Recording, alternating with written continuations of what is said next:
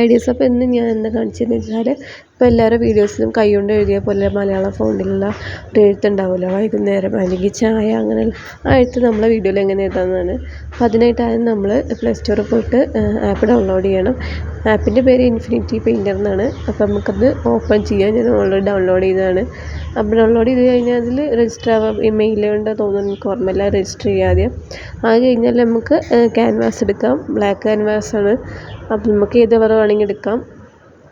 നമുക്ക് ഇഷ്ടമുള്ള colour choose ചെയ്യാം. ഡാർക്ക് കളറിൽ വൈറ്റ് കളർ ബ്രഷ് ഉപയോഗിക്കണം എന്ന് മാത്രമേ ഉള്ളൂ കേട്ടോ.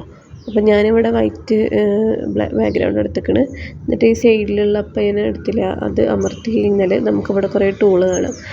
കാലിഗ്രാഫി, ബ്രഷ്, പെൻസിൽ, സ്കെച്ച് പറഞ്ഞിട്ട് അത് നമുക്ക് കാലിഗ്രാഫി എടുക്കാം. എന്നിട്ട് ഈ സൈഡിലുള്ളതാണ് നമ്മുടെ ബ്രഷ്. അപ്പോൾ ഇതിവിടെ ഞാൻ വൈറ്റ് കളർ ബോർഡർ എടുത്തുകൊണ്ട് നമുക്ക് ബ്ലാക്ക്, അതായത് ഡാർക്ക് കളർ എടുക്കണം. അപ്പോൾ നമുക്ക് സൈസ് ഇവിടെ കൂട്ടും കുറക്കൊക്കെ ചെയ്യാം. അതിന് നിങ്ങൾ ഇഷ്ടം പോലെ സൈസ് ഇവിടെ കൂട്ടും കുറക്കൊക്കെ ചെയ്യാം.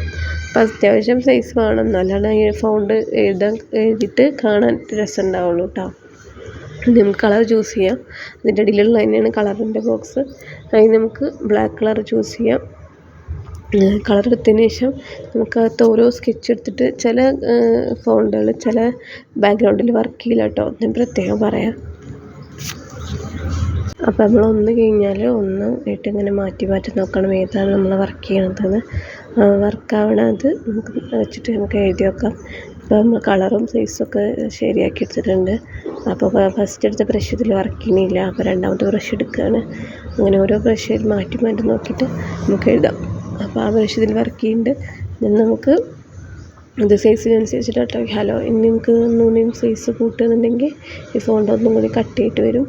അപ്പോൾ ഇനി ബാക്കിയൊക്കെ നിങ്ങൾ ഐഡിയ പോലെ നിങ്ങൾക്ക് എഴുതാം. അങ്ങനെ ഓരോന്ന് എഴുതിയെടുത്തിട്ട് നമുക്ക് ഇഷ്ടമുള്ള എന്താ വെച്ചാൽ നമുക്ക് എഴുതിയിട്ട് നമുക്കത് ഡൗൺലോഡ് ചെയ്തിട്ട് നമ്മൾ പിക്ചറിലാണെങ്കിൽ പിക്ചറിൽ കൊണ്ടുപോയി വെക്കാം, അല്ല വീഡിയോസിലാണെങ്കിൽ വീഡിയോയിൽ കൊണ്ടുപോയി വെക്കാം കേട്ടോ.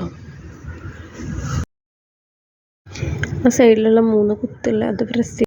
അതിൽ എക്സ്പോർട്ട് എടുത്തിട്ട് പ്രൊജക്റ്റിൻ്റെ അവിടെ PNG കൊടുത്തിട്ട് നമുക്കങ്ങനെ ഡൗൺലോഡ് ചെയ്തെടുക്കാവുന്നതാണ്. ഇത് നമ്മളെ ഗാലറിക്ക് വരുന്നതാണ് ഡയറക്റ്റായിട്ട്. അവിടെ നമുക്ക് എടുത്തിട്ട് നമ്മളെ വീഡിയോയിൽ ഇതിൽ വെച്ച് കൊടുത്ത് നമുക്കങ്ങനെ വീഡിയോ ചെയ്യാം. അപ്പോൾ അത്രയേ ഉള്ളൂ ഇന്നത്തെ വീഡിയോ. ഇഷ്ടമായി ലൈക്ക് ചെയ്യുക, ഷെയർ ചെയ്യുക, സബ്സ്ക്രൈബ് ചെയ്യുക.